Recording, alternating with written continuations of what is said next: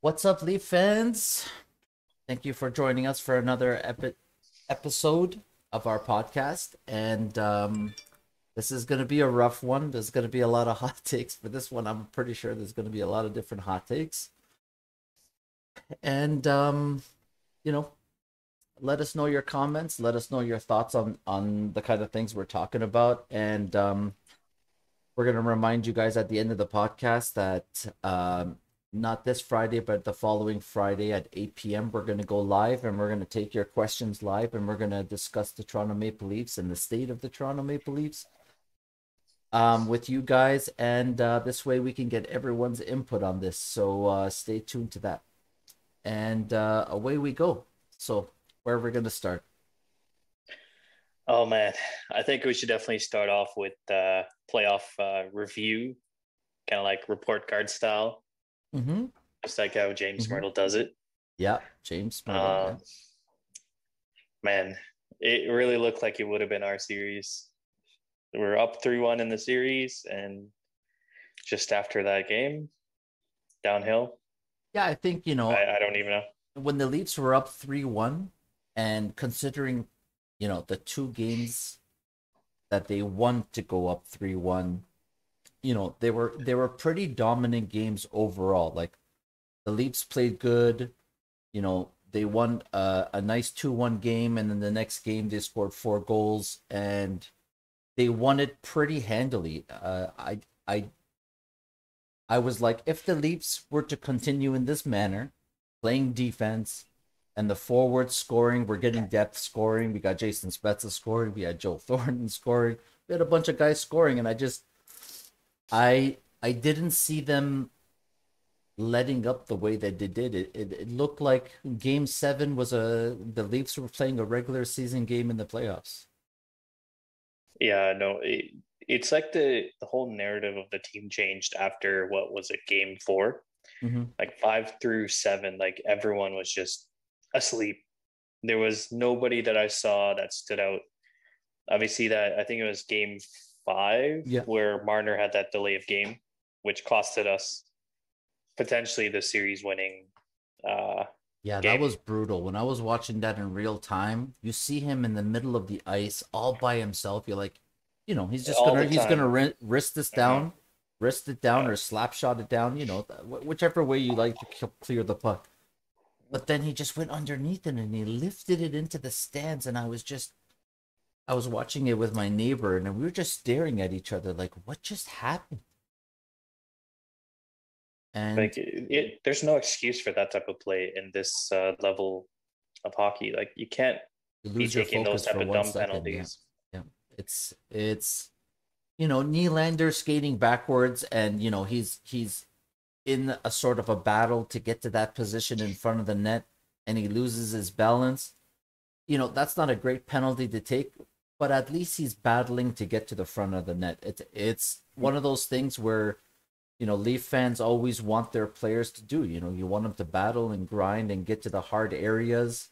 And so if you take a penalty, it's not a big deal, even though they scored on that penalty. But I paid attention to the goaltending in this series um, more than I would normally. And,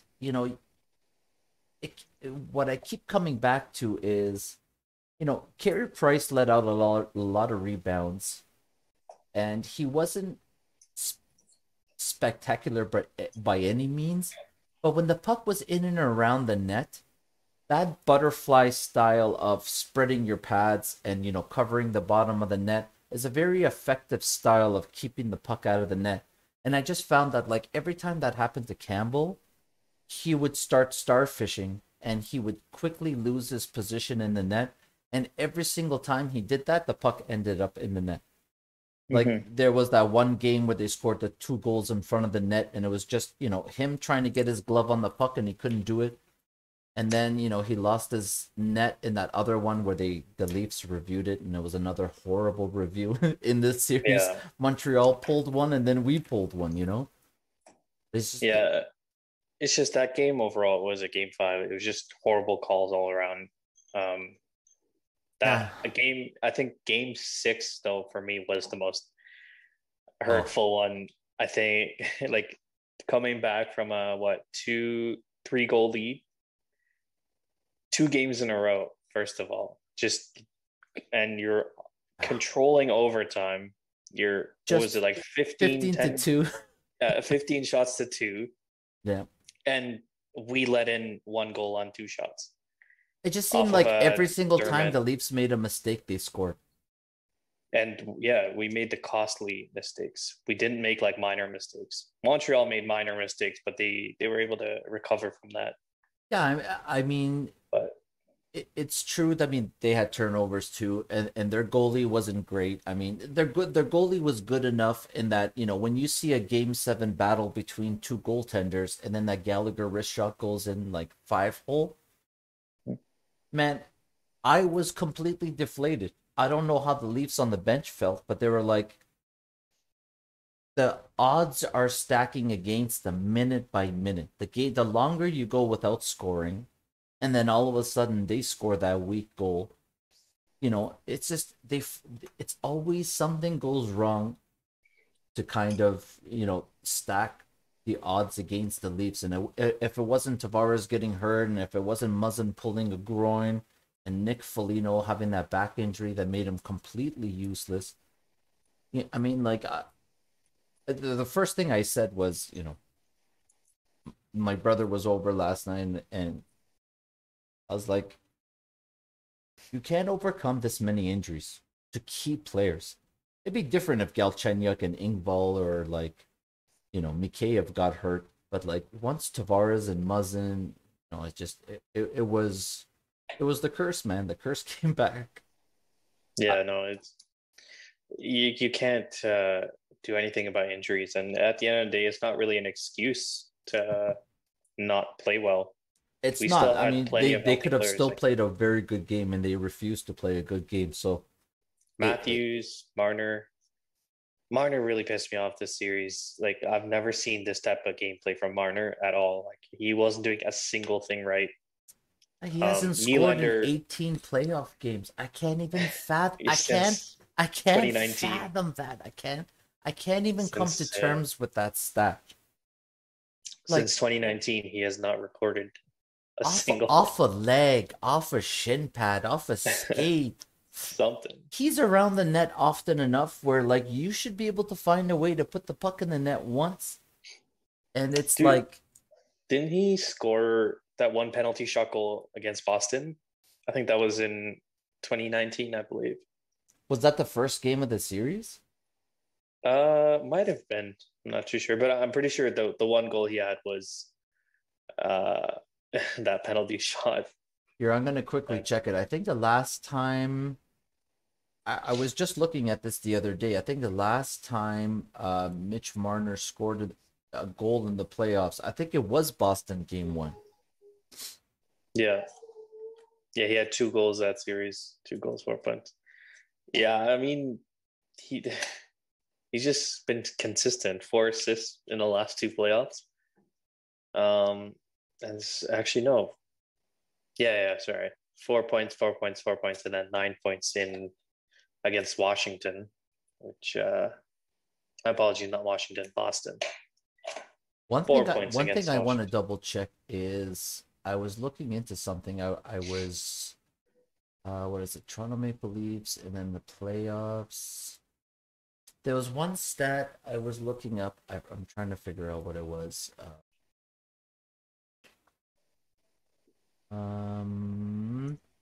Freddie Anderson. So Freddie Anderson game logs playoffs 2014, 2015.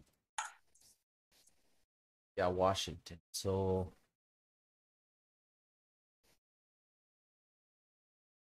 yeah, like, going back to when Freddie first came to the Toronto Maple Leafs, he's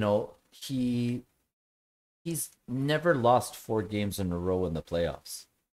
Like the way Campbell did this year, and I think to myself, you know, the Montreal Canadiens played the regular season with Jake Allen. They didn't play Price too much. He did play. He wasn't good in the regular season. I mean, his stats are clear. No. It's clear. But when push came to shove, they sat Allen and they said, "We're gonna ride and die with the best goalie we have," right?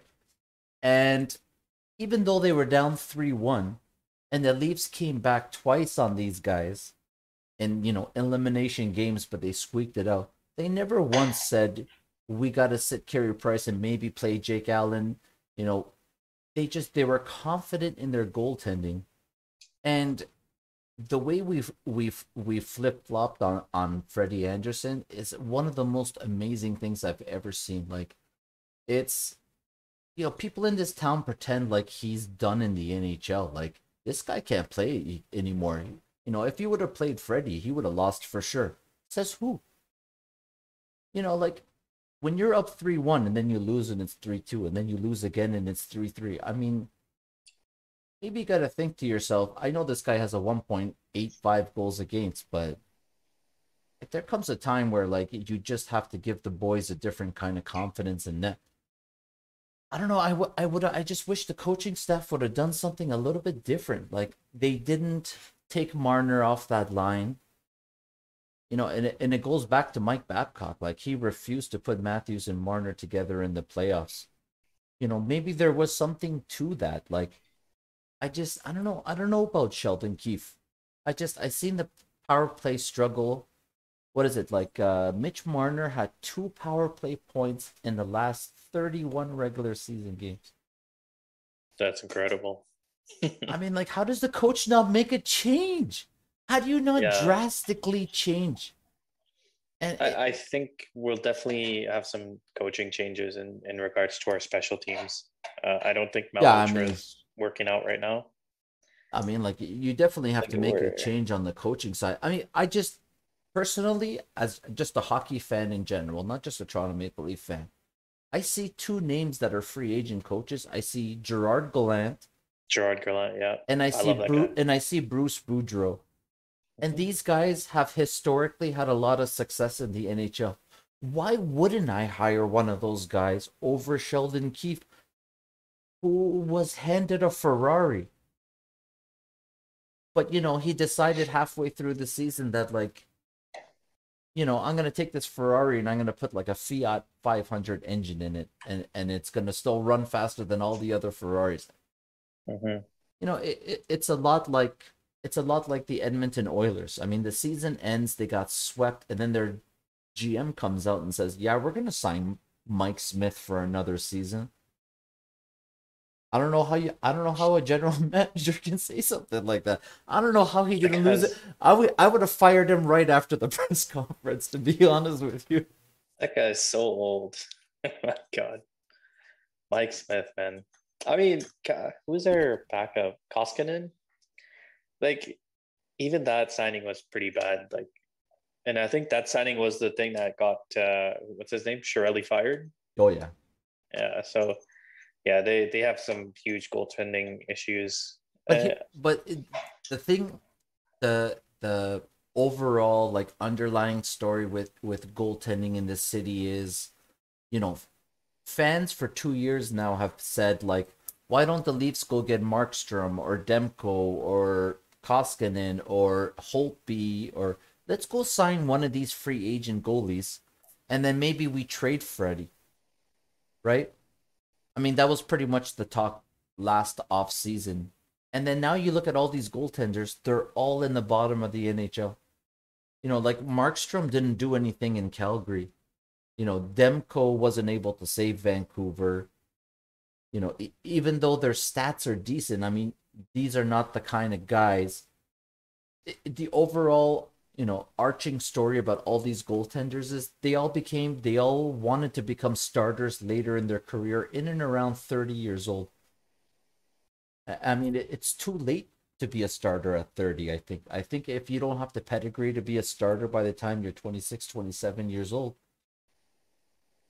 then you're pretty much a backup for life. Even though, everybody has hot seasons. I mean, you know, we all know Jordan Binnington last year, and lots of goalies have gotten hot for half or full seasons, and never been able to carry like a number one low. But it's Yeah, that's the story with the Blues right now is the Blues have to fix something. Like getting swept from the Avs, like we get it. Avs are one of the best teams, in my opinion. They're the best well-rounded team, like well, offense, defense, it's one of those things where like goaltending. last year they didn't have this version of Grubauer either. Like this version of Grubauer is Well, Grubauer was injured last year, right? So he they had was Hutchinson in for what majority of the first round.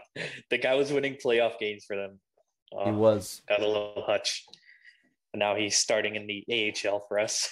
So, man, it's just the story with goaltenders. It's so unpredictable oh yeah that just one year a goalie will be hot, and then another year that yep same goalie will have almost the same roster in front of them and yep just tank. And an example, you got Carter Hart. yeah. Like the guy was like almost Vezina caliber. Calder, I don't know if he was in the nomination, but um, and then this year he just completely shot the bed. Well, it's very typical. Like if you look at a lot of goaltenders with high end talent, like Marc-Andre Fleury in his first couple of seasons in the NHL got railed. Like Carter Hart in his first full season as a starter is getting shelled, and Jordan Binnington is just going through it now. It's a whole other beast being a kind of guy that starts 50 to 60 games is a very hard thing to do in the NHL because you know the caliber of shooters in the NHL. I mean, you got McDavid's and Drysaitls and Matthews and McKinnons and like these guys shoot and they shoot hard.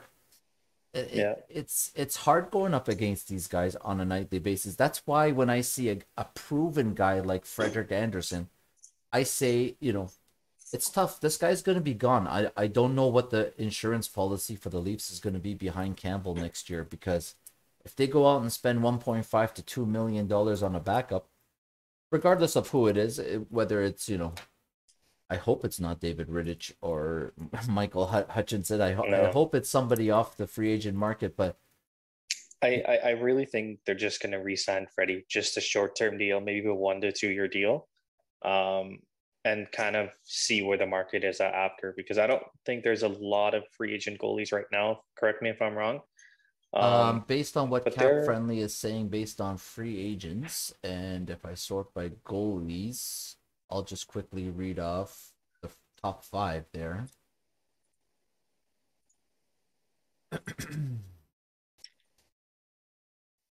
Top five goalies: Tuukka Rask, Pekka Rinne, Frederick Anderson, Devin Dubnyk, Antti Ranta, James yeah, Reimer. James Reimer is number six. yeah. A couple of my buddies were mentioning Antti Ranta could be a viable option, or even trading for Darcy Kemper. Like those two goalies Yeah, are so they're pretty Ranta's coming good off option. only 12 games this year. He had a lot of injury problems. If he's Yeah, that's healthy, the only issue. I mean, he's been injured a lot in his career. It's one of those things where, like, I might even look at, like, I'd rather prefer, like, a Peter Mrazek. Like, if Carolina's going to run with this Nedeljkovic kid that they're playing in the playoffs, and if he's the guy that gets them far and he's their starter next year, maybe Peter Mrazek is available, and then maybe you can go get a Peter Mrazek. I don't mind that guy. I actually really like what's that Buffalo goalie? Oh, Linus Olmark. Allmark, yeah. This guy put up a 2.63 917 on that team that lost like 20 games in a row. God knows what it was. Like Yeah. that tells me he's a good goaltender. Put that guy on a team that actually knows what they're doing in a franchise that doesn't have their head up their ass. You know, maybe like, but there's a lot of goaltenders like that in the top 10. Like, I don't know what Tuukka Rask is gonna do. He's almost 35 years old. Pekka is 38. I think Uh, Tuukka Rask is probably done in the league. Whatever run he goes on this year is his last year. yeah, And I I believe mean, he retires after this. I don't really think he has any interest left. I mean, yeah, I don't think he likes the COVID NHL. I don't think. I doesn't, think if yeah. everything was normal, he wouldn't mind it. But I don't think Mhm. he likes all these restrictions and stuff. And he's Yeah. coming off a $7 million contract, and he's almost 35 years old. Like, I don't know what the pay for someone would like that would be. You know, if Tuukka Rask really wanted to play for 1 year, I'm sure he can get probably $6-7 million. But you know, it's a tough thing, goaltending. You know, Hmm. Yaroslav Halak is a free agent. Laurent Brossoit, Mike Smith, UC Saros. That's the kind of guy I would like to go sign. Oh, Throw dude, some money at Saros UC is Saros. he's a free agent, actually. Yeah, he's Oh, he's okay. he's an Well, he's R the top he's an free agent. RFA, not a Oh, okay. UFA. Okay, okay. There. Yeah, so Nashville will definitely keep him as a starter because I don't think they have any interest in keeping Pecorine anymore. I think I saw a No, I think they report saying specifically signed Pecorine to that 1 or 2 year deal just so that UC Saros can get up to speed and speeding. then Yeah. get go and run. Yeah, I think Saros will be their starter for the years to come. Yeah, I think so too. I mean, like, why would you ever get rid of UC Saros? He did so much for them in the playoffs. Hmm. Yeah. He's a good goalie. And then there's like Igor Shesterkin. Oh, Yeah. the Leafs Benny Vevalainen. He's an RFA. They'll probably sign him. He'll play for the Marlies with Joseph Wall. But Yeah. yeah, I mean, there's definitely a couple of goalies out there. Like Peter Mrazek's coming off a $3 million deal. I wouldn't mind $3 million for Peter Mrazek. That'd be nice. Yeah, and then we also have like the issue about defense because the Leafs are going to be, I don't want to say thin on defense, but we do have a little bit of Well, currently they have Riley for 1 more year. one more year. They Yeah, have TJ Brody signed. They have Muzzin signed. They have Hull signed. just need Um, the bottom pairing guys, and I they really think there's Sandine. Sandine Yeah, and Liljegren are there. I think Dermott and Bogosian. Dermott's an RFA and Bogosian's a UFA, but I think both are going to be super cheap to sign. I don't think Dermott's going to be expensive or Bogosian's going to be a million or less. So yeah. I I mean, I really want. There was conversations about signing even Dougie Hamilton. He's a local guy. yeah.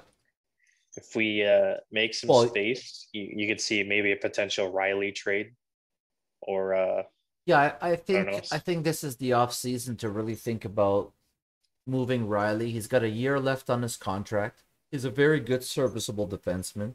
He's been healthy for 99% of his career. There's a lot of things that he does well. He's just not a franchise guy. If he Anymore. Anymore.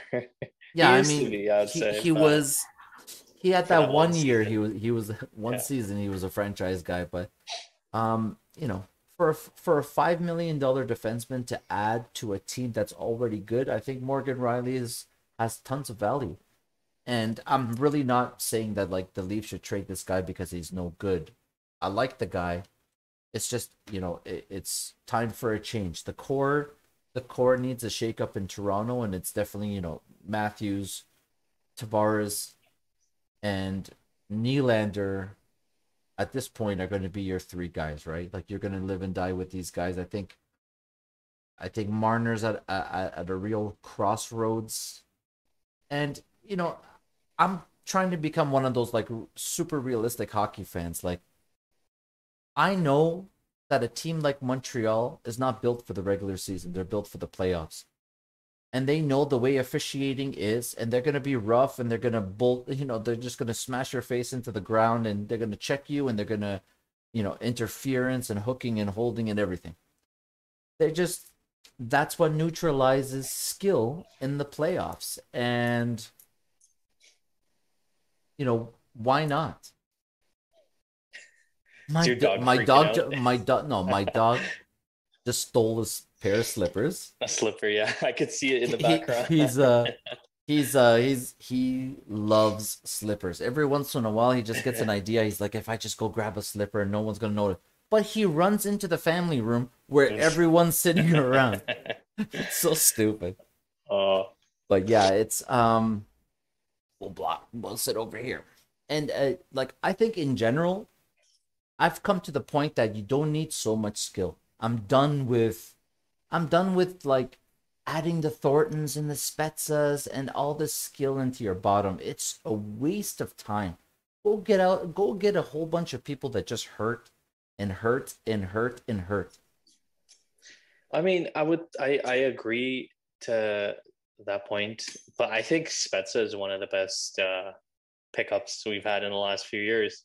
And Yeah, for the yeah. I price tag he mean, comes at, I'll take him. he's I'll take him definitely back. serviceable, but I'm just saying at the end of the day, when But yeah, these Thornton. guys are going to run out of fourth line, that's just going to hook hold, push you down, throw you around. Like, you know, it's nice that Jason Spezza scored in the playoffs and that he was serviceable, but at the end of the day, the Leafs got manhandled.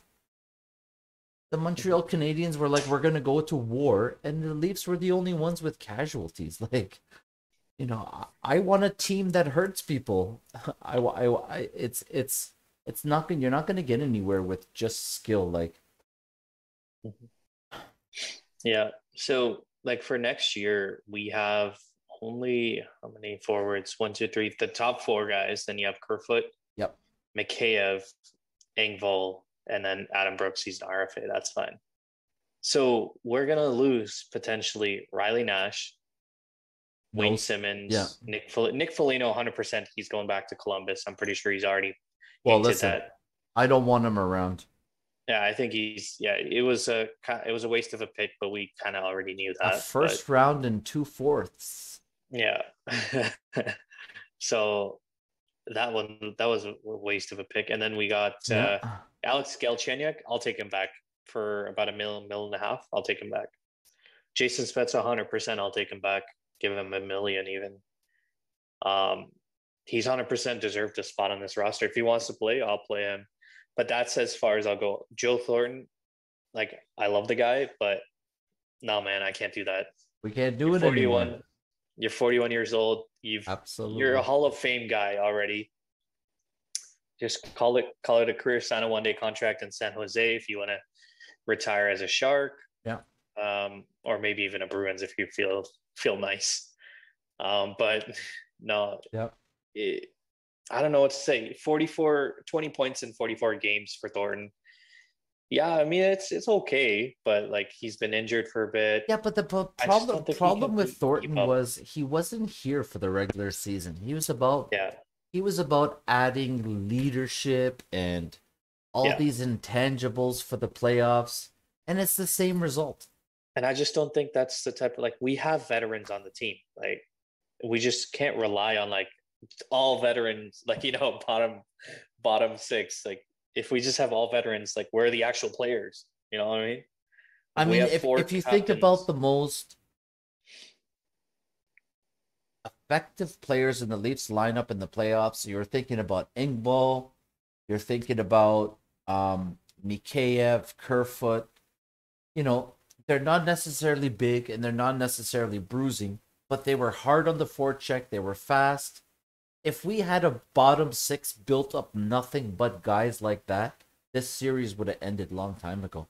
But the problem was, you know, our second line after it lost Tavares and Felino,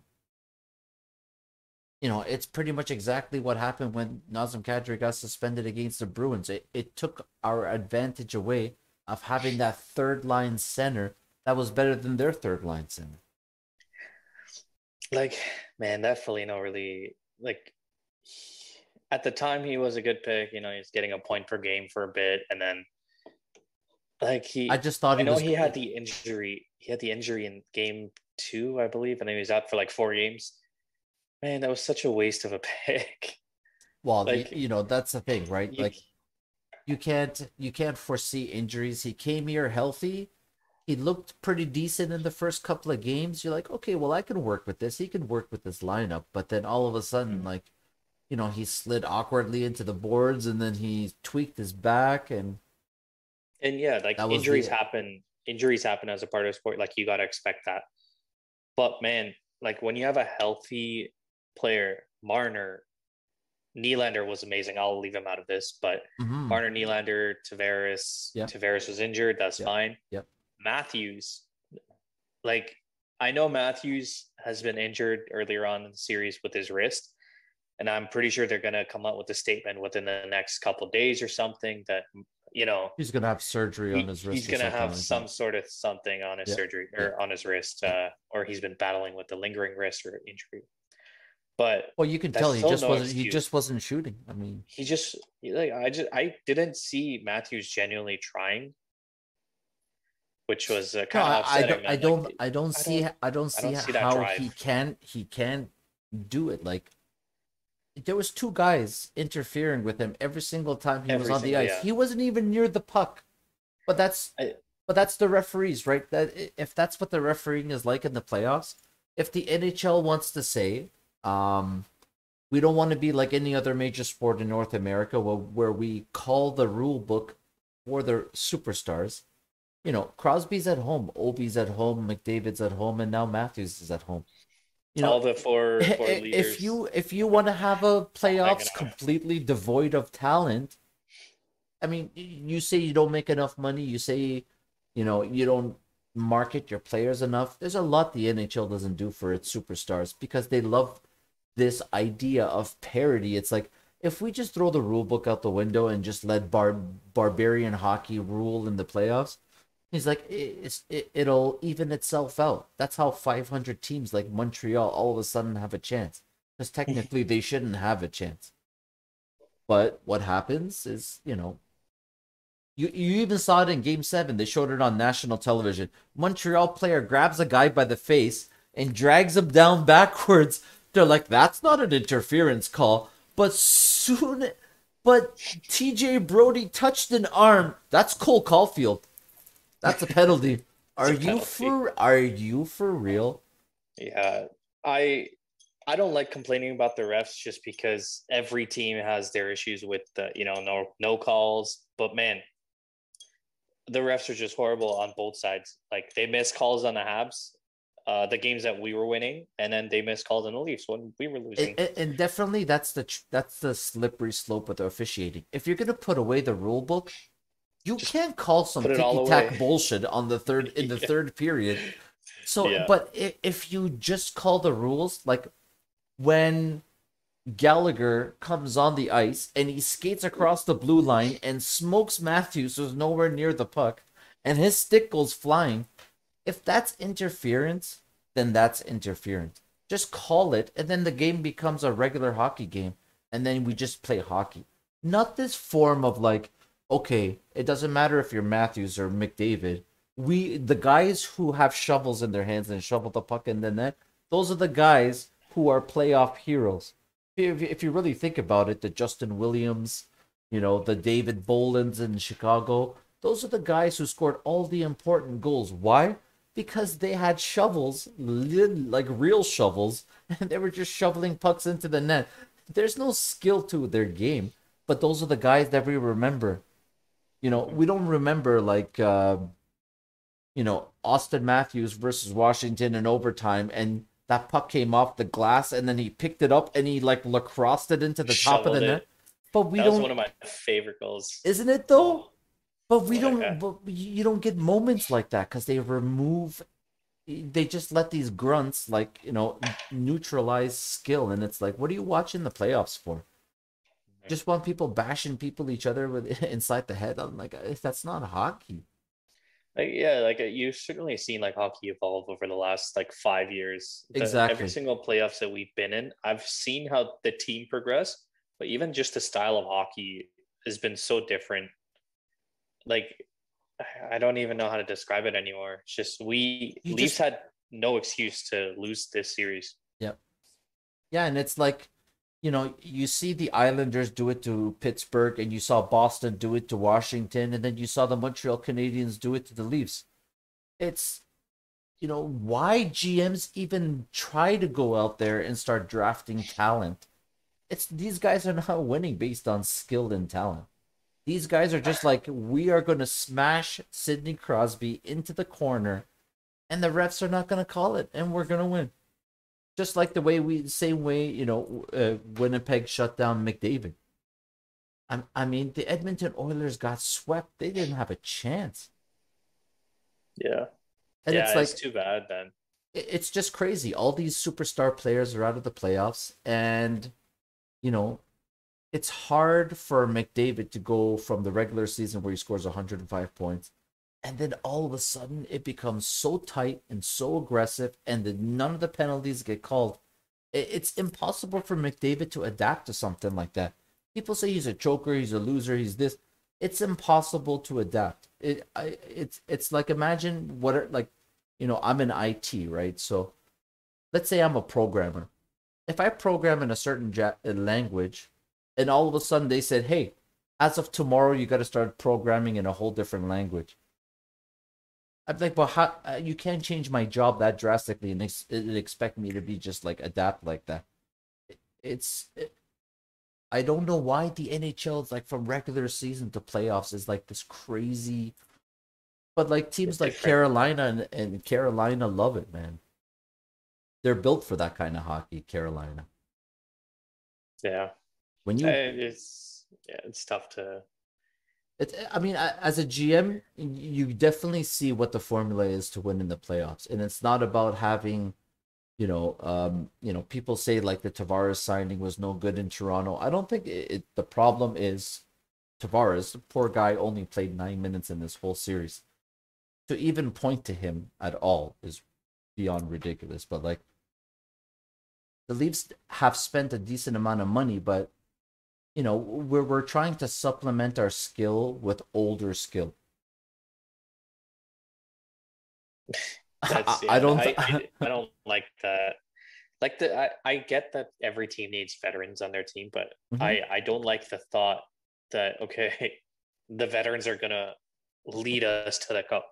No, I don't think that works, man. No, They're just your stars have to lead you. your stars have to lead you. The Mhm. veterans just kind of help you push along. They're not there to, lead you to the cup. And I Yeah, think that's a small problem with Dubas is like he's trying to make like a super well-rounded team, but like we just don't have that. We have four big sharks, and then we just have like small fishes for our bottom yeah. six, and No, but that's you can't. it's That's not not a how you build a bad team. formula. Like, if we had an entire bottom six of like guys like Rich Clune and Adam Brooks, and these guys played the whole season with the Leafs, and they went out there and their job was to make you scared of touching the puck. Every time Rich Clune drops it in the corner, he's gonna come after you like a freight train to separate you from the puck. And the Leafs have never played hockey like that. Like, how are you No, gonna get the puck back to your skill guys once they give it up? like we just don't have the players for it. And I get it's a good thing that Tuca's tried with Simmons. Thornton has a little bit of that. Foligno, Muzzin even, Yeah. but it's just your No, players have to also be good at the same time in some sort of way. They can't just be like dinosaurs yeah, I think guys like like Simmons made an impact in this series. Like, for sure. when the Leafs started him at the beginning of the game beside Corey Perry, and then they set the tone at the beginning, and then they went and won three straight. You could see that Simmons had an impact. And the problem is, once he came off the ice, there was nobody else that was making that sort of impact. Like, Bogosian's a tough guy. He was being physical, and he had a great series. I have no problems with bringing Bogosian back for the 1 million that he got paid this year. And he actually, I think, made Sandin a lot better because he was so solid defensively. It's like, go kid, turn on the afterburners and go up the ice. Do what you got to do, right? And that's the kind of veteran leadership that you need. Like Yeah. two guys playing with each other directly. At one point, I even loved the fact that Brooks was playing on a line with Spezza and Thornton for a small amount of time. But like that line was But they were buzzing for a effective bit. in the regular season. Yeah. Yeah, Yeah. But I think, and you just can't put like four veterans like or three veterans all on the same line. Like that's what is that? yeah, I think at that stage in their careers, sure, there's the intangibles off the ice, but they're so stuck in the way that they play, they're not going to really adapt. Like, Toronto didn't adapt to Montreal. Montreal just said, we'll adapt. When they were down 3-1, they adapted. They changed.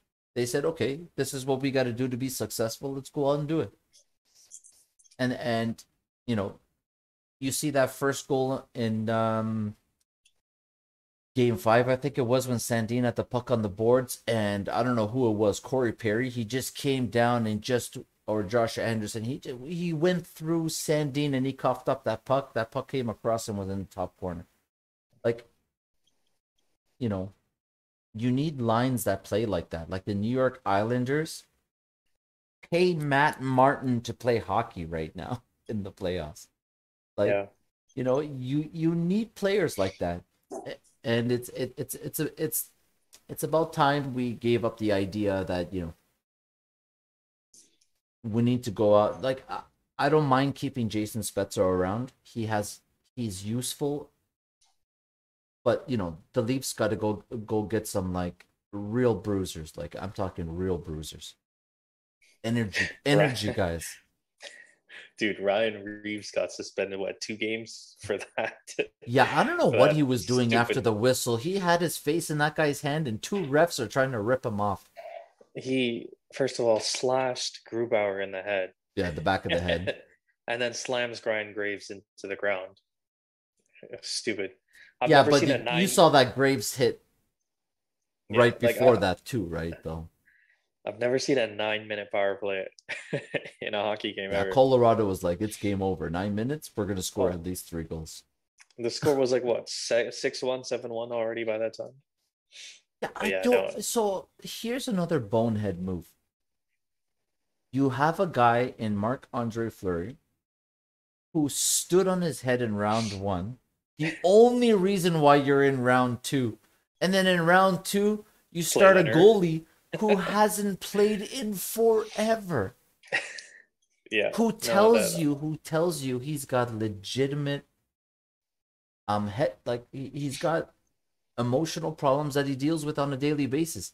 I don't know why you would put him in that stressful situation, because you know Colorado's coming at you at like 100 miles per minute. Like they're a fast team. It's unbelievable how fast they transition and move the puck around, and boom, it's in your net. I'm like, why would you do that? You can't ease the guy in to the playoffs against Colorado.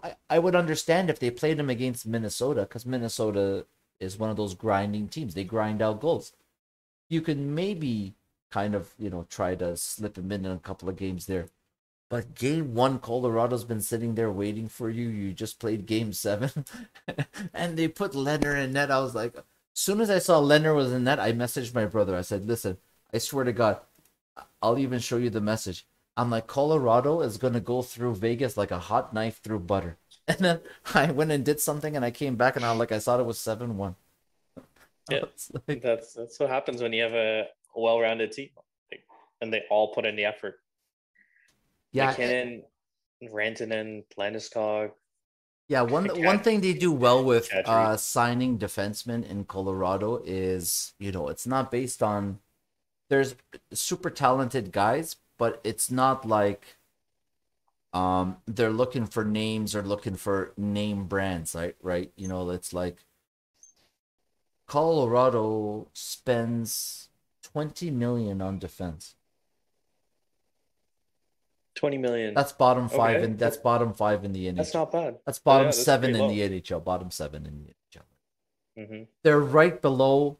They're one place below Boston. Boston only spends 20.8 million on defense.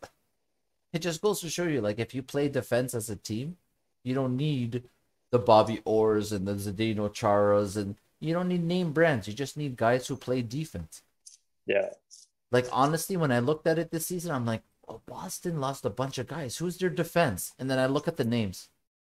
So other than Charlie McAvoy, obviously, like I see Matt Gretzlick and Brandon Grizzly. Carlo and Mike Riley and Kevin Miller and Connor Clifton and Zach Aucan, Uro Vakanainen, Jeremy Lazon, Stephen Camphor, Nick Wolf, Jacob Zaboral, Jared Tenorti. Like, that is a defense that almost, like, they killed Washington.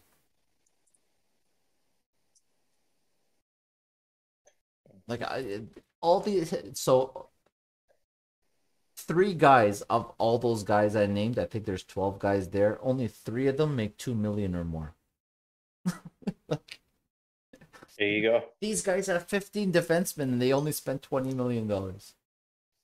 And people think we spend a lot on our Yeah, I on mean it's one forwards. of Like those. we Yeah, spend roughly around the same, but we just don't have the same outcome as the teams like that. it's like you know how like you heard. I don't know if you heard Seth Jones doesn't want to sign Yeah, In Columbus. What's the first thing you saw on Twitter? I logged on. Leafs should go after Toronto, Seth Jones. Toronto, Toronto. Go Oh to Toronto. my god. I'm Yeah, like, no. why are you guys so in love with all these names? Why can't we just get some solid players? Like, why do we always have to be up against the cap because we got to pay this guy 6 million and this guy 7 million? Why can't we go get a bunch of $700,000 guys that play defense? Like, I just want to I win games. I think a lot of these players that there's just two distinct type of players, like players that are after the money, and then players that are after the cup and want to play. Well, I think Seth Jones is legitimately at a point where he's like, this franchise isn't going to advance. It's not going anywhere. Exactly. And They're not going to spend the that's money. normal. That's normal for any player. Like if you don't see a future with that team, there's no point in wasting your career and your life at somewhere where you're not going to progress. Yeah, I mean And he's 26 years old. So let's say this off season, if he signs a max contract, is 8 years, right? So 6, 7, or well, I think 8. it's seven, yeah. So if he's at Because 6 or 7 years, you're either at 32 or 33 when the contract ends. So he pretty much has one contract, and then he's probably going to retire with that team. He'll probably sign a 1 or 2 year, 3 year deal after that, but he's pretty much that's the team he's going to retire with. So yeah, and I'm sure at this point he just wants a chance to be in the playoffs and win, and he doesn't feel like that. But he's got one more year left at $5.4 million. Like, yeah. Well, that's the off season is going to be very interesting for the Leafs. I don't see any shifts in I guess our coach. I think Keith's job is he'll probably get one more year to kind of prove himself. Um, I don't think Keith's job is on the line right now, and neither is Dubas. Like Dubas, it's not Dubas's fault. This team is losing. Half of no, these guys no, just don't want to. They don't show the drive like to win the cup. I don't see it. And when Matthews plays, like I don't see it. Like the way he was shooting goals in the regular season, aiming for that Richard trophy. You could see like, oh, I want yeah, this trophy, and I yeah, want to be like the undisputed winner. I don't want to be like in a contention, like maybe McDavid's going to catch up or something. yeah, No, like yeah, yeah, Matthews was not giving anybody a chance. yeah. And the same thing, but in the playoffs, like it just switched off. He's like, I just want to go home. Like I didn't see any effort. Like sure, he had the highest shot total of the series, like for one player, but he had a what less than 4% Shooting uh percentage. shooting percentage, like one goal on 28 shots, I believe something like that. Like sure, Yeah, bro, like I think you get it's unlucky, but that's you got to do something. Set up a puck even. yeah. I don't know. Like I just think it goes back to how much the playoffs change from the regular season. I think guys like McDavid and Matthews, they get turned off by that kind of hockey. Like these guys are so high end, and all their careers they've been able to go into whatever like Austin Matthews went to Europe, played with men at 18, and went into Mhm. the playoffs and played well. Like, and it's one of those things where like I think the style of hockey in the playoffs turns these guys off, and it's like, why should I have to take a cross check to the back of my head to score a goal when I've never had to do that in my hockey career? You know what I'm saying? And you see it like when McDavid had like 1 goal and 4 points, and Matthews had 1 goal and 5 points, and it's I don't know. I just don't see these guys thriving in the kind of playoffs that the NHL allows to happen after the regular season ends. I think the guys that you see having success, if you look at the point totals, it's the Mark Stones and the Teravainens and McKinnon's up there, but it's Oh, yeah, Rantanen, all the those guys. superstars rarely are at the top of playoff scoring because it changes so much and then it benefits a different type of player. And it's just the way it is. It is what it is. Mhm. So I mean, we definitely have an interesting off season coming up ahead. A lot of Twitter and Facebook and all those guys, like they're calling for Marner. They're like, "Oh, Marner's got to get traded." I I don't know. Like it's so hard to I don't trade an want 11, I don't want this 11 guy million, in a Maple Leaf jersey ever again. Honest to God, I don't want this guy on my team. He bothers me, and $11 million contract. It's close to impossible to trade that type of contract right now. you can easily move it. You think Yeah, so? absolutely. The NHL Because the NHL is a is a league of cap circumvention. that's the, that's the thing though. Like how do you trade the Tampa an Bay 11 million Lightning are dollar like player? 19 million over the cap. Well, yeah, that's because of Kucherov and It's LTIR. if you really want That's to make something happen in the NHL and you have money to spend, you can make anything happen in the NHL. This is why, like, every time somebody says, "Oh, the Leafs are into so much cap trouble," I laugh because it's like, "Oh, you know why you guys traded Connor Brown? Because you guys couldn't afford him. He makes $2 oh, million. What did the Leafs do after they traded Connor Brown? They got Foligno, they got Brody, they got Bogosian, they got Spezza, they got Thornton, they got Simmons. Like, don't tell me I can't afford a $2 million player, and then the Leafs go and add $10 million in salary. they can. Like, No, I it's so funny when people talk about the cap. It doesn't bother me at all, the cap situation. yeah, that's the thing though. Like a player like Connor Brown at the time, I just didn't like.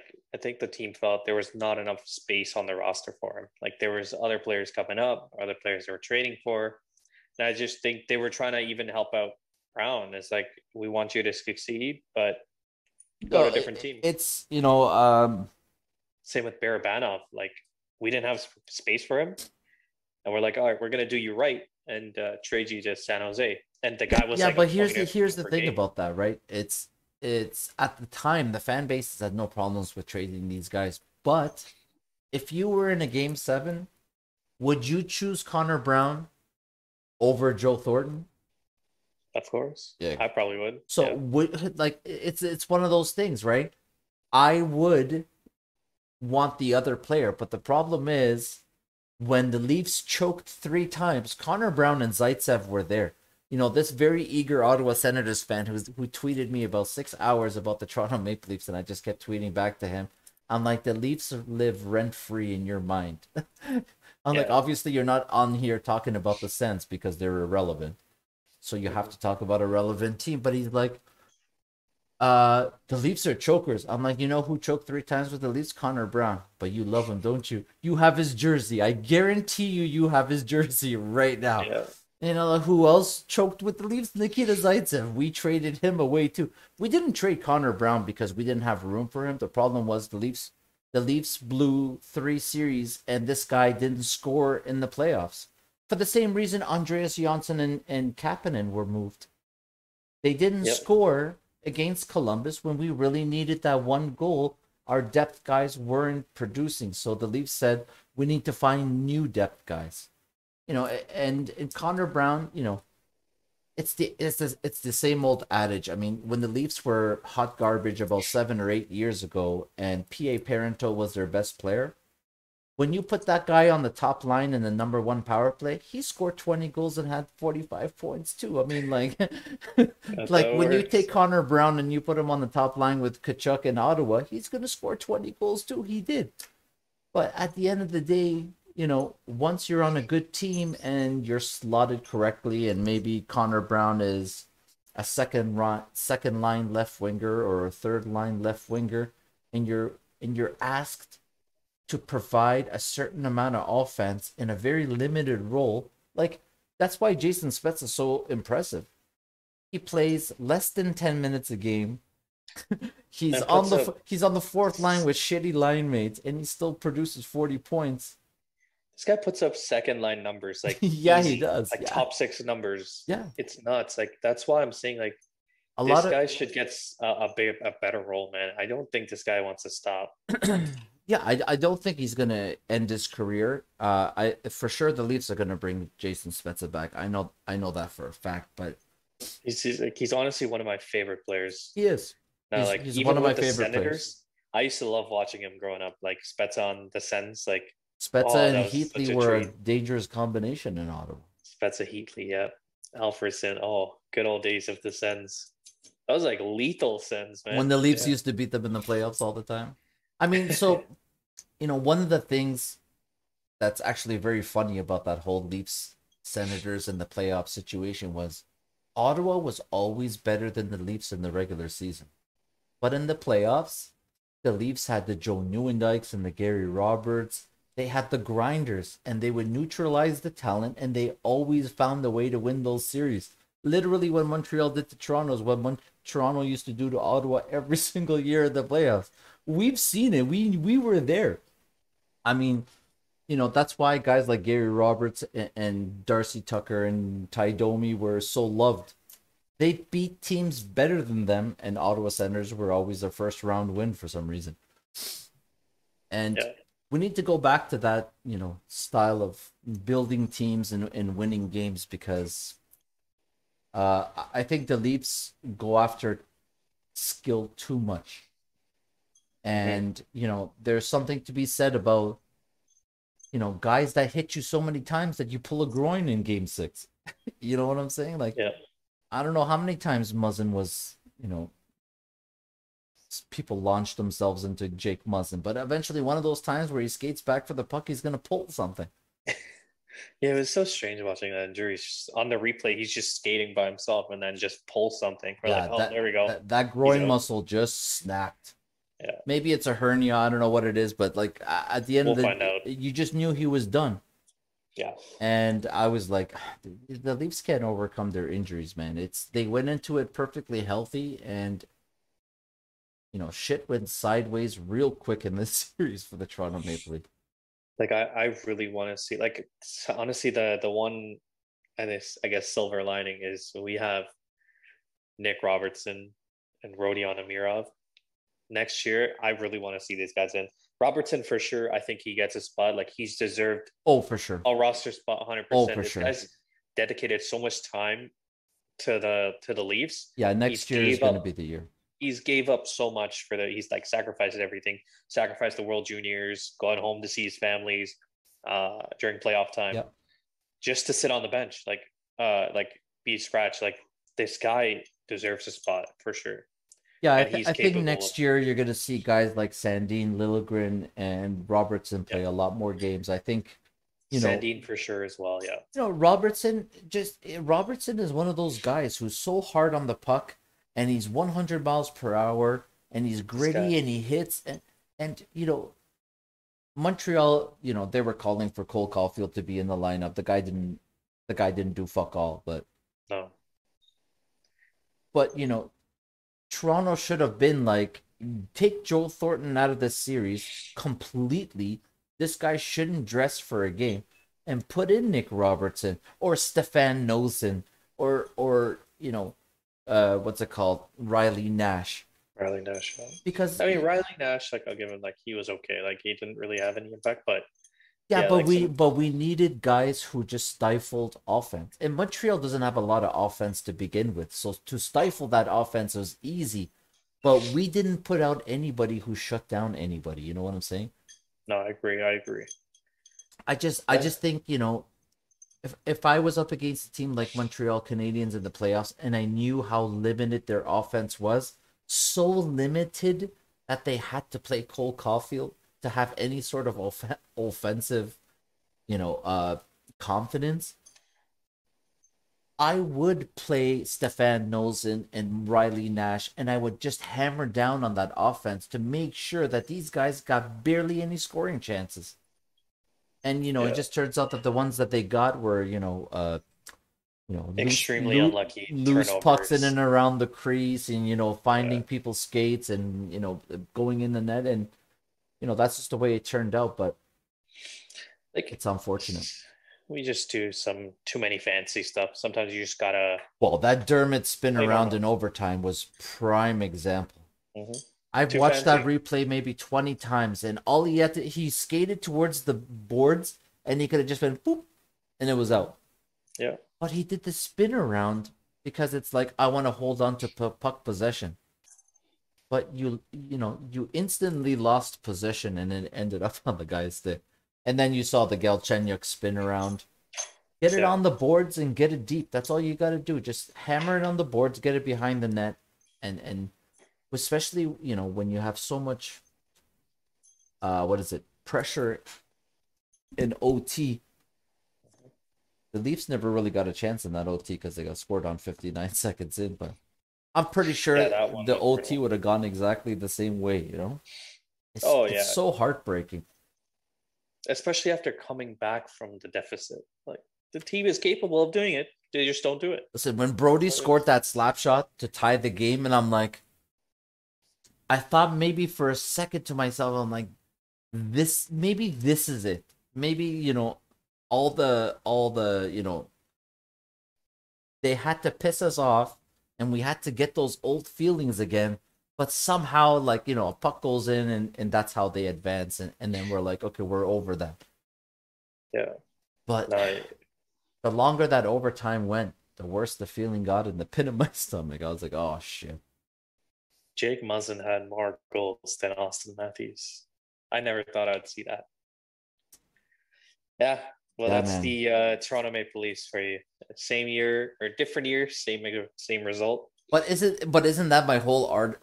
My argument is that guys like Jake Muzzin are end up the guys that score and gain points in the playoffs. It's not the Mm-hmm. skill guys, because that's not the way the game is played in the playoffs.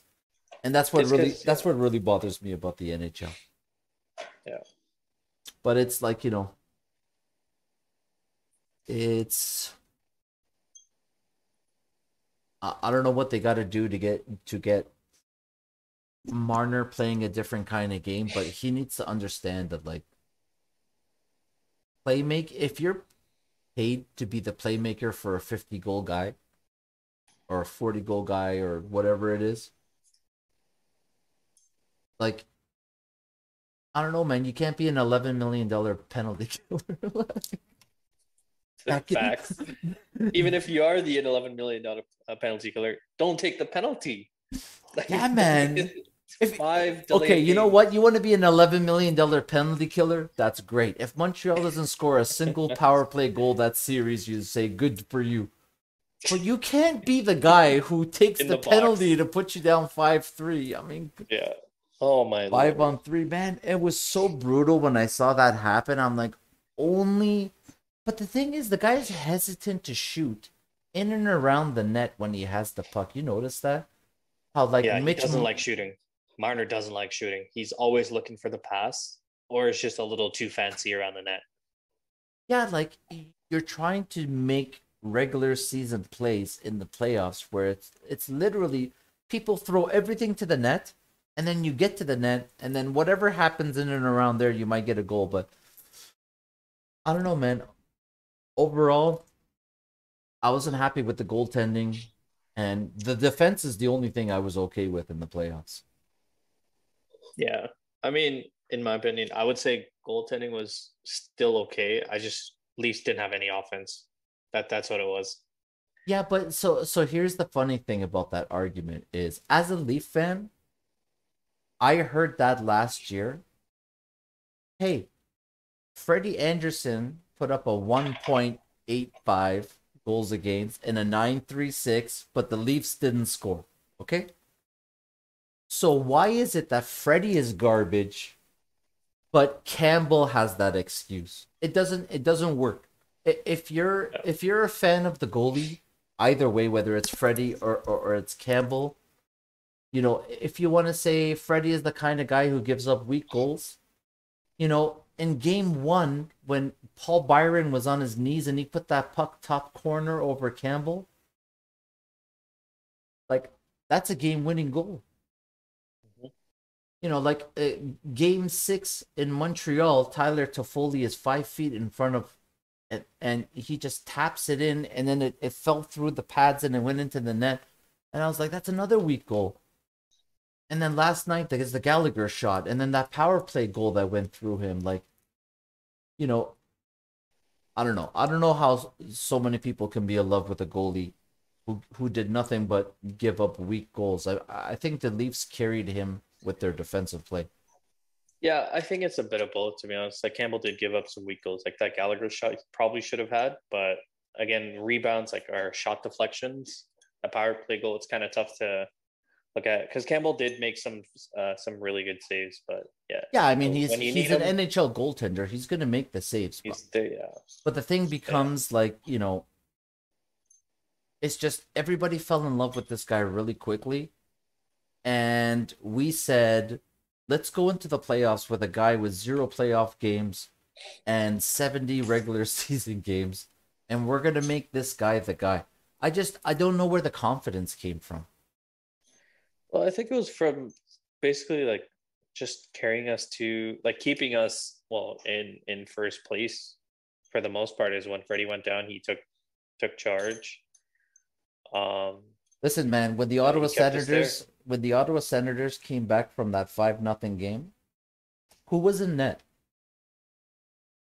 Was it Campbell? You should look it up. All I'm saying is there's been some embarrassing games this year Oh, for sure. And and every during goalie the has them. regular season, but it happened to him, and nobody lost their confidence for some reason. I don't know if it's his personality and people were like, I love this guy because he's such a good guy. Listen, he could be the greatest guy in the history of the planet. I have zero information about what Freddie's like outside of the rink. He could be a great guy too, but nobody gives a fuck. For some reason, Campbell is like Jesus and Freddie Anderson is poison. I don't know, man. I could not believe if I would have told you last year that the Leafs were going to Game 7 with the Montreal Canadiens and there was no Tavares, no Muzzin, and no Anderson, you would have been like, no way in hell that That we're winning. those three guys were gonna miss that game. And the problem is, one of those guys was healthy and sitting on the bench the whole series. He didn't even get a sniff. That's what bothered me. Like, you got to change it up. When the ball starts rolling in the negative direction, you got to find a way to change it up. Counteract. Yeah. Yeah, you got to do something. Like when I was like, as soon as that overtime ended and I knew it was a game 7, I said it to my brother. I said it to my friends. I said, listen, if Freddie doesn't play, there's no chance they're gonna win because the Montreal Canadiens are not afraid of Jack Campbell. We're afraid of Carey Price because there's a legacy behind that name. There's nothing behind Jack Campbell. You could have played the Phoenix Coyotes, and the Phoenix Coyotes would have been like, we're not scared of Jack Campbell. Just like exactly like how the Florida Panthers played the Tampa Bay Lightning in the first round, and they were like, I don't care if Vasilevsky in net. We're gonna score 7 goals a game on this guy. And it was unbelievable how fearless they played against such an amazing goaltender. I was watching those games. I was like, there's no way Vasilevsky's giving up 4 or more 3 games consecutive. Yeah. But they were fearless. But the Leafs really feared you, you know, like there was fear behind the Leafs' eyes when Carey Price came in net.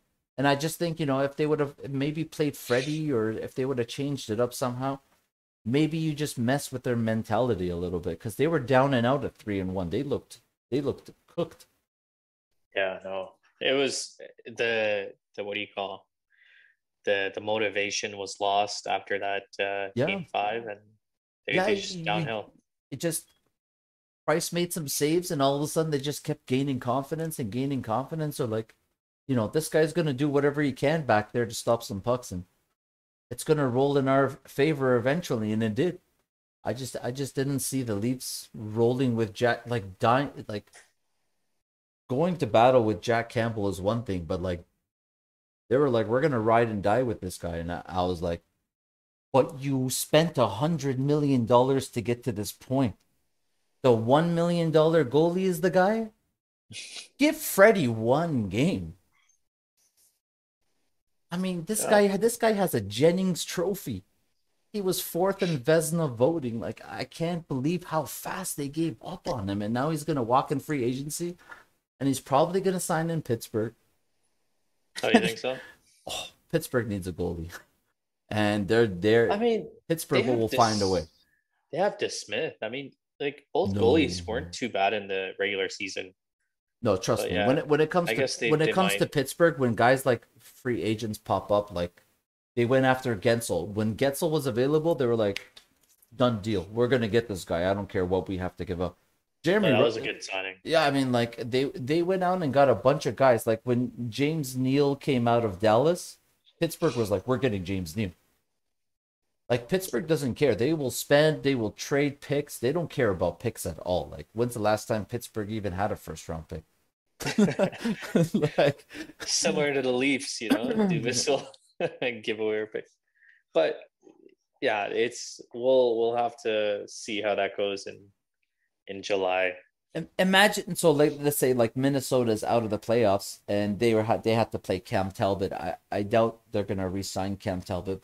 But That would be a good. what if Freddie goes to Mini and Yeah, plays that behind that defensive juggernaut of a team? All I'm saying is wherever Freddie goes next year, all we're gonna do is sit and we're gonna sulk because the guy's gonna put up ridiculous stats, and then we're gonna be like, oops, oh shit, shouldn't have done that. it's another one of those. Hmm. So yeah, for next episode, let's try to maybe come up with some mock trades, mock signings, Yes. anything you guys want to see happen within our organization, whether we want to move Keefe and hire any other coaches. I really like the idea of Gerard Gallant. Yeah, We'll talk more about that. yeah, Golan would be great. So, Yeah, we'll come up with a couple of suggestions. I think, me personally, I'm gonna come up with, you know, one or two options in terms of coaching and net, in terms of whatever is available on the free agent market. Maybe a couple of trades. We'll come up with a couple of stuff. We'll discuss it with the group, and so we'll say this Friday is the 4th. Next Friday is the 11th, so we'll do it on the 11th at 8 o'clock. and then we can have you guys, comment during the live stream. Let us know what kind of trades you'd like to see. Yeah, we definitely have a lot of engaging and educated people who always enjoy our join our streams, and they always have good things to say. They have good ideas. So, and the thing is, they're pretty international. Like people who join our streams are like in Sweden. They're all over the world too. So they have some Yeah, pretty good ideas. They gave and us. it's fun to see. Like it's fun engaging with the audience in live streams. Like they comment, and few seconds later, we just interact back and forth. I liked it, Yeah, especially during the there's World always a chance Juniors. for it to go sideways quickly, but Yeah, it's our fine. uh, Deal with that. our guys are good like that. So we'll Yeah, see you guys on the 11th at 8 o'clock, and until then, let us know in the comments and give us some ideas. I would love to know what you guys think, sounds good. or maybe we need to let the emotions calm down a little bit. I'm still super hot about it. Of course, yeah. That's the Leafs. That's what they'll do to you. That's fan is short for fanatic. That's true. Isn't like when you fall in love with the sports team, it's like a religion, isn't it? It almost, dude. Like I will skip so much stuff to watch a Leafs game. Like It's I'll eat my dinner like way before my family will eat dinner to watch a game. Sometimes like I'll skip out on going to a party or something literally in to my watch a house. game. There's a TV in my family room where the kitchen is connected. So I'm sitting there eating with the family. The game is on. Soon as I'm done, I run upstairs. You've seen the picture of my family room upstairs with the lights. So I have that big TV turned on with the sound bar and everything, and it's super loud. I got my goal light and everything, so I watch it up there. It's almost, I have like five TVs in my house, and they're pretty much at one point or another, they're all five are on the On I have because one you're in like my switching bedroom. rooms I run to halfway. the bathroom. I turn it on in the bedroom. Hmm. I don't want to miss a thing, man. It's just, it's one of those things where it's like sports is great because you never know what's going to happen in a game. It's always original content. You know what I'm saying? No two hockey games is ever the same. Hmm. So you're always tuned in. You want to see what's happening. Yeah, it's like a vicious cycle being a Leafs fan. It's just like, Such a vicious hey, cycle. we're like gradually throughout the season, we're like at the top, and then playoffs come, we Hey just man, dive off the cliff. nobody can take division champs away. You That's know what I'm true. saying? We are the North Everybody Division had to play a champs. regular season. We were the best team in Canada. Nobody can take that away from you. You know what I'm saying? We're Canada's team. Some I don't guy care. messaged me and it's like, the winner of Montreal or Winnipeg is going to be the champions of the Canada's. division. No, they're going to be the champions of the division.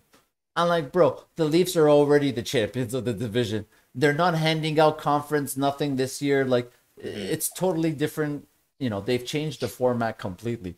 So if you think you're a Montreal Canadiens fan and if the Montreal Canadiens beat Winnipeg, you're going to be division champs. I hate to tell you, bro. No, no. All you're going to Playoffs, be is playoffs is just something a else. winner of another round. That's it. Yeah, But it's yeah. it's I think the winner of Winnipeg Montreal plays Colorado. Oh well, there you go. Sucks There's to be not gonna you guys. be. I honestly, if the Leafs went on to play Colorado and then they got like smoked, that would have hurt even more. Do you think so? I would Yeah, have man. known. I'd be like, you know what, dude, it's the Avalanche. Like, I know these guys would kill us in any series. Yeah, but to know you're not good enough to play a team that late in the playoffs makes you wonder why you even made the playoffs in the first place. You know what I'm saying? It's like, why are you playing for fourth best? I mean, that's the beauty of the league. Like for hockey is like Oh you yeah. never know. Anything could happen. Like Colorado could have get upset. They luckily they swept the Blues, like the Stanley Cup champions of 2 years ago. Well, based on that first But game, it like, looks like they're gonna man, sweep Vegas too, man. that oh first my god, that first game was so lopsided. yeah. I think Fleury's going to be back in that. They can't give up on that guy. Yeah, I think so too. But yeah, that's what is this, episode 4 already? Uh, Yeah, man. we're getting it going. What we'll try to do is we're going to try to be a little bit more active on even the website. We'll try to make it more interactive. Yeah. Have a few live streams here and there. We can maybe even stream some NHL on online or something. I don't know. Not games, the actual video game. Let's not. We're not going to do any copyright stuff, but Yeah, I mean, yeah, for that'll be sure. fun. But one thing we are gonna do for sure is when it comes to, I think the draft lottery is like tomorrow. No way. During the playoffs, there's no way. Yeah, the NHL draft lottery is always during the playoffs. It was during the play-in round last year. Google it. I think it's tomorrow. June 2nd. Damn, See? you're right. So what we're gonna What? do is we are going to Okay. live stream the Okay, let's see draft it. lottery tomorrow. Let's do it. We'll E- be here and we'll Everybody come online and we're gonna talk about the Ottawa Senators winning the draft. Yeah, I mean, good news for at least Leafs is it's not a deep draft. Like, No, sure, this year is a real shit draft. yeah. I mean, they don't even Um, know who's going to be consensus number one yet. I mean, there they is they none. have I some don't think so. ideas, but I think the um, following year is going to be nuts. oh, you mean that Like, Canadian kid? There's a was it Canadian not Shane Wright and Connor Bedard? Yeah, I mean, Like like those that two. I that don't know if fifth they're in the that same draft fifteen year class. old that no that 15-year-old Connor Bedard is looking like a superstar. Yeah, he's like McDavid level. I like this guy's nuts. So Shane Wright's turning. He's 17 right now, so I think he's going to be in the net the following year. Yeah, And yeah, then yeah. I think that Bedard. Connor Bedard is in 3 years. Bedard's in 3 years. Yeah, Yeah. he's 15 right now. Dude, he's 15, man. This guy got exceptional status Well, to play in what league he is it? he is definitely WHL? exceptional. That is for Yeah. sure. This guy will I think this guy's a Hall of Fame People are player. gonna start tanking now for 3 years from now. Dude, They're like, whoever we gets gotta start tanking. this guy could change a franchise. Oh, for sure, That's the type absolutely. of player he is. All right, so it looks like we're gonna be streaming the Yeah, tomorrow. so like, I guess Okay, we'll so see you guys tomorrow, we and will definitely see you guys tomorrow. I'm gonna create the YouTube stream tonight so that everybody can see it and click on the reminder button so that tomorrow they're jump on and we talk about, and then there's gonna be the draft. We gotta stream the draft. World Juniors, I'm gonna stream it. Last year was great when we streamed the juniors, man. Holy oh my god, smokes. That was like so much fun, man. 15, like 15, 20,000 viewers. I've never seen that. Like, Some of damn. those videos, so I think it was, let me double check on my phone. There's one video, the NBA drafted over 700,000. Oh my god, you streamed that? Yeah. No way. I swear to 700,000 views. Yeah, it was unbelievable, bro. Hold on, I gotta go to live. Where is it?